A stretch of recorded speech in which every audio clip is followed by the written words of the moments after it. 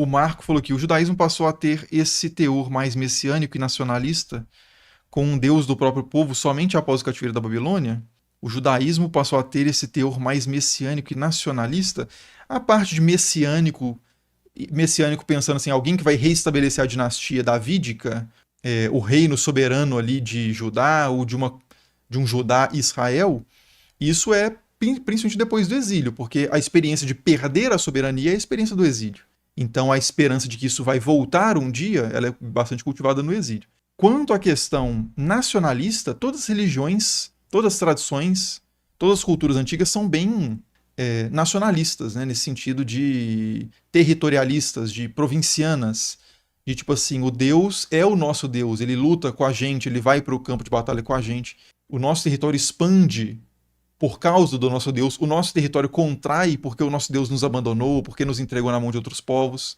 Essa mesma lógica a gente encontra tanto na Bíblia quanto na estela de Moabe, que são dos Moabitas, né, que é outro povo, está ali pertinho. A gente encontra isso no Cilindro de Ciro, que é um documento persa, de que a expansão territorial dos persas, liderados por Ciro, é a vontade de Marduk.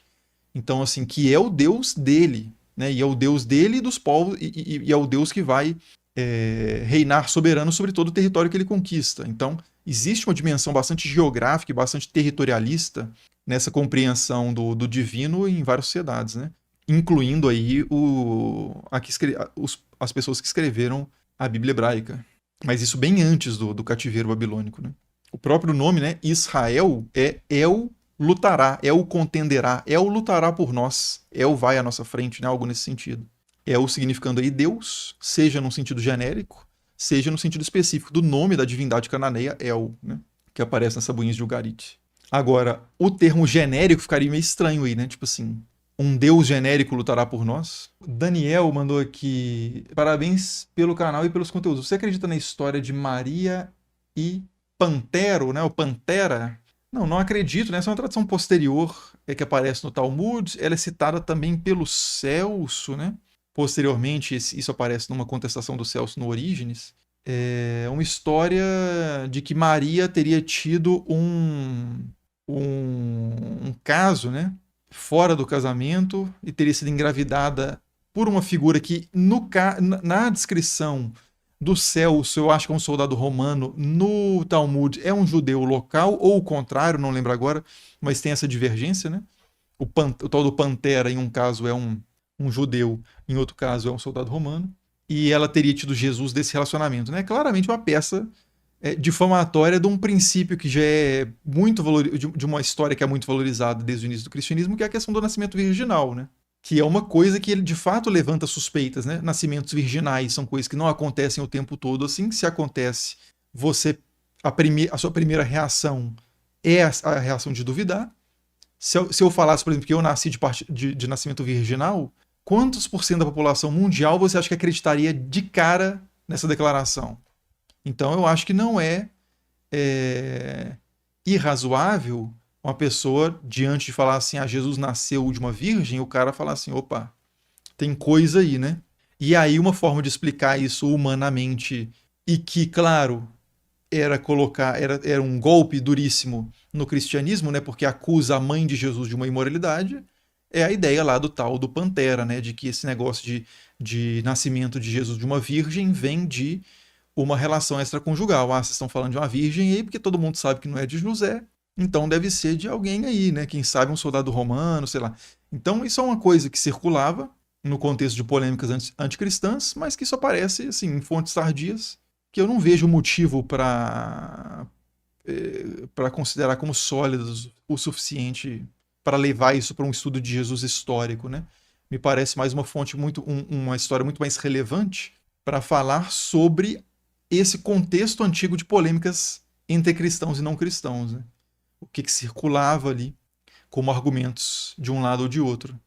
Que a gente observa isso de forma... A gente tem um testemunho disso, que é exatamente a troca não uma troca síncrona, né, mas assíncrona, entre Orígenes de Alexandria, um cristão, versus Celso, um não cristão, né? E aí o Orígenes contra-argumenta a questão lá do Pantera e tal. Já fiz vídeo sobre isso? Não. Eu comento sobre isso no vídeo que eu fiz sobre Jesus, né, as evidências históricas de Jesus. O César falou aqui: o que você acha sobre a virgindade perpétua de Maria? Como os católicos pregam e se acha que Jesus teve ou não irmãos sendo filhos de Maria ou José? Minha posição, já falei isso no canal, em lives, tem vídeo lá no canal de cortes. Eu acredito que a leitura de que Jesus teve irmãos, filhos de Maria e José, é a leitura mais plausível, a leitura mais simples, mais fácil, mais imediata do texto. E sobre a questão da virgindade perpétua de Maria, também não me parece ser a leitura mais simples do texto. Para mim, inclusive, tem um momento ali em Lucas, né? Que, claro, se você quiser contornar isso, você contorna com argumentos apologéticos da sua preferência, dependendo de que grupo você tá enquadrado, né? Católico, protestante, qual versão aí de catolicismo e protestantismo. Mas tem um texto em Lucas que diz assim que até aquele momento, né, como é que é o negócio de que Maria até lá não tinha conhecido homem? Como é que é esse texto? Acho que é Lucas, né? E assim, me parece que você tem que fazer uma leitura muito fora do padrão, fora do normal do texto, para não entender isso como Maria teve relações depois, né? Mas não vou entrar nisso aqui agora, não. Depois a gente fala, quem sabe até um vídeo sobre isso, né? Porque isso sempre gera. Aí eu falo, dou uma opinião, o pessoal fala assim, refutando fulano de tal, refutando o canal Estranha História. O cara apresenta um argumento apologético de sempre que eu conheço o argumento, mas não é convincente, velho. Mas tudo bem, se você quer, né? Abraçar um certo argumento, você acha plausível, tudo bem também. Não significa que seja certo, não. Às vezes você sinceramente, autenticamente, acredita que a leitura mais simples do texto, ou mais adequada do texto é essa. Beleza. Leonardo falou aqui, professor, adoro seus vídeos. Pergunta, podemos dizer que os cristãos primitivos são a igreja católica de hoje? O que os cristãos primitivos praticavam e criam, né, é uma coisa muito diferente. Passou por vários desenvolvimentos teológicos, novas práticas a partir dali. Se isso descaracteriza a religião, criando uma nova religião diferente da antiga ou não, aí é mais um juízo de valor assim teológico. Mas na prática, né, e na crença, na teologia, o que os católicos hoje pensam e fazem tem muitas coisas que se distanciam bastante do que os primeiros cristãos faziam. Agora, tem teólogos católicos que acham isso perfeitamente esperado, né? E legítimo, teologicamente. Então tem o John Henry Newman, por exemplo, que ele fala sobre o desenvolvimento da doutrina. Que a doutrina ela surge de uma forma com os germes ali, né, as sementes de desenvolvimento de coisas que se desenvolverão ao longo do tempo. Então o fato da doutrina hoje ser diferente da doutrina lá no início não significa que a coisa se perverteu, nem que virou outra religião, mas que houve um desenvolvimento natural da doutrina, da mesma forma que uma árvore é diferente da semente.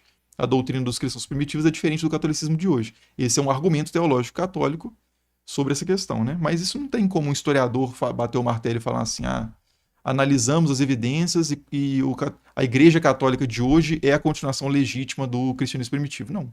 Isso é uma questão doutrinária teológica, não questão mais de compromisso confessional do que qualquer outra coisa.